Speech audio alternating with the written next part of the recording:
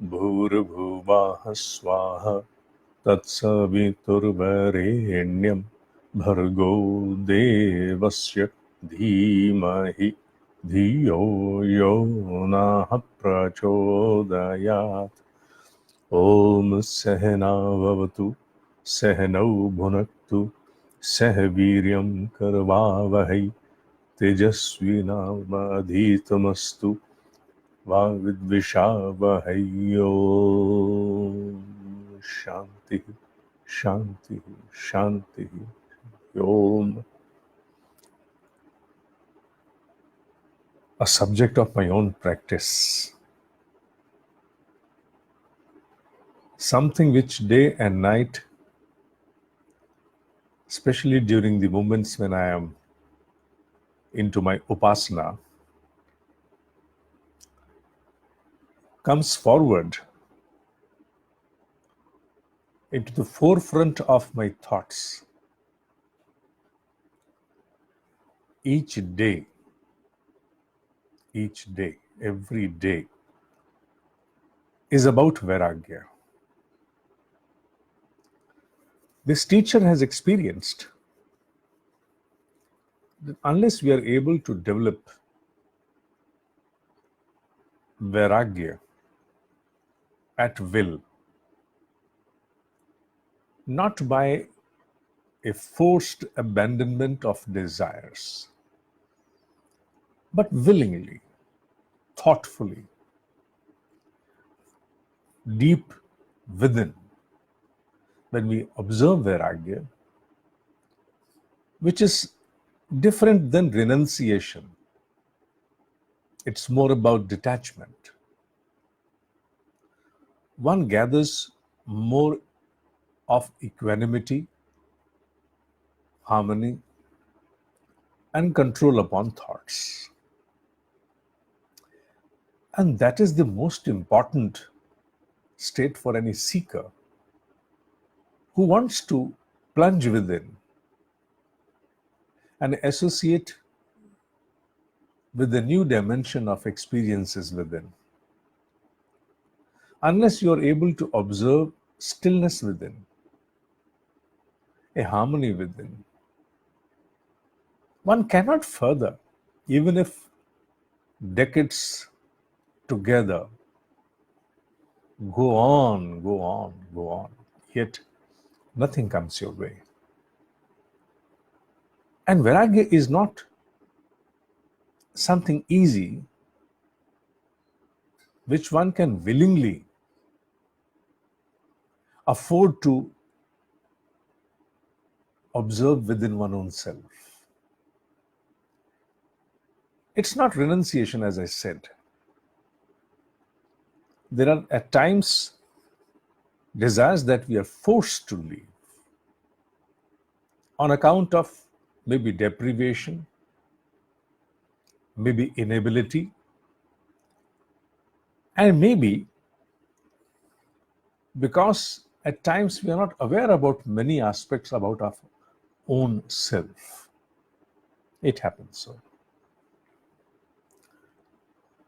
But when willingly, there is its absolute insulation within one's own self from all cravings, all urges. That is the state of Vairagya. In the capacity of a practitioner, I observe within my own self a swing that resembles quite a lot to the pendulum, traveling between two extremities of one time is total attachment with some desire. At another moment, it is a distancing from the same desire. But it keeps on moving like a pendulum. An absolute non-attachment does not come that early. But one thing I can say for sure with my own personal experience, as you develop and you nurture your Vairagya, I see it as a tree, a small sapling unable to grow. And when you nurture it willingly, the pendulum, the movement of a pendulum, the swing, at times towards attachment, at times towards non attachment, it does not wither away, does not go away. But one thing happens, and what is that? That span of that swing reduces and reduces to a great extent. Initially, with any particular kind of a seeking, yearning, or a desire, if you were to travel to the extremity of it, as you develop Vairagya, you do travel towards it, but not to that extent of the extremity. That length reduces. It does not dissipate, but it reduces. And I've seen it personally, observed it personally within my own self, that length being reduced. The movement remains. The movement remains. You certainly swing between attachment and non attachment as a seeker. As a non seeker, maybe not. But as a seeker, you do observe that move between attachment and non attachment. And that length of the swing goes on reducing. Total extinction of it, total elimination of it, I think takes a lot of time, frankly speaking. Dogmatically, if you say that if I am able to superimpose my own mind with any thought that I am into Vairagya, that may happen for a while. But after a while, you come back to your own inner original nature. And then again, there is an upsurge. Truly speaking, the length of the pendulum, the swing of the pendulum reduces. You're not that attached. You are attached, but not that attached. And whereas the detachment, that part of the swing does not reduce. That goes on becoming the same. There are extremities of non attachment when you feel total Vairagya within. But again, you come back. But this time, you don't come back to touch the other part of the extremity. Somewhere in the middle, a wisdom, a vivek arises. If that informs you about the worth of any craving, any urge, any desire. So that's why I said you have to nurture Vairagya. It is not something which will come to you overnight. And I'm talking about my own personal experience. Even today, I don't experience total Vairagya within. No, I don't. To be very sincere with you, as a teacher, I do not observe total Vairagya within myself. No, I do not. What I experience, I have told you. Yes, the span of the swing has now reduced. If this hand is to be considered as the end of the attachment and this non-attachment, now I swing something like this. I cross the middle mark. Yes, I do cross the middle mark, but I slightly further transgress and then I recede and come back again. But I do.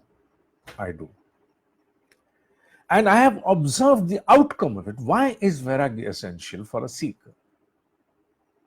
It is essential because during the moments of your meditation, those intrusive thoughts, those infringing elements that come and thwart your efforts, that come to throw you away, to tear you apart, their intervention is blocked, is checked,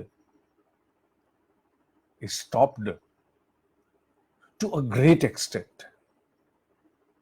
you're able to retain your inner focus, your inner equipoise. Whatever you are contemplating upon, you are meditating upon, the subject or the object of your dharana, you're able to stay with it. And then, what is dhyan? Dhyan is the inner state where you are able to become one with your dharana. Whatever you have, a subject of dharana or an object as a dharana, maybe a thought as a dharana. So, whatever your dharana is, when you are able to stay with it, that ultimately graduates into a dhyan. Short of that, you can go on combating within with your dharana alone, but dhyan would not happen. When dhyan happens, you immediately, first of all, feel a difference within your own physical dimension. Body has been termed as agya. The mind has been termed as the alpagya. Body does not know, merely has to confront. The mind, it knows to an extent, but yet acts in the capacity of an ignorant, total ignorant. The moment your dhyan, your dharana furthers into dhyan, the first one to observe the difference, the first one, the foremost one to observe difference is your body. Body experiences a different kind of a sensation, first of all. Whether that sensation is within this box, whether it is in the chest, mostly it's over here. It experiences over here, over here. You experience that. And then that furthers. I'll not go into that now. That furthers. And this is what considered as the foremost objective for anyone to sit for meditation. Why do you sit for meditation? You sit for meditation. English is too incapacitated to express. You sit not for dharana, in service to dharana. You sit down for an experience of a dhyan. From service to dharana towards an experience of a dhyan. That's why you sit and meditate. And Vairagya helps a lot. It's one of the 4 major contributors. So today I'm only talking about Vairagya. Vairagya develops willingly when you follow the exact words of Adiguru Shankaracharya. When you follow his words with exactness on Vairagya. And his words convey, and I consider that his words to me are ultimate. There is nothing beyond I have been able to read, understand, or absorb in the light of Vairagya. He says, remove all superimpositions upon the desire. Take hold of any desire. Catch hold of any desire that torments you, bothers you the most. Get hold of it. Get hold of the desire. Hold on to that. Remove all of its superimpositions. You synthesize it, analyze it to the extent. What is it ultimately going to give? What is the end of the gratification that is it's going to contribute? Is that gratification that you're going to derive out of the accomplishment of the desire going to stay forever? Or merely a momentary, transitory gratification will come, and then again, like an insatiable fire, you will seek the same desire, the accomplishment of same desire again and again, again and again, again and again. And if it is not going to stay, then consider it as anatma and as a barrier. Go on to it. Even if I get this, what is going to happen? Go on asking yourself. When you question yourself in the light that even if this particular desire gets accomplished, what is going to happen? What is going to change in me? What is going to be a lasting change into me? And if there is no lasting change into you, then consider it as a vice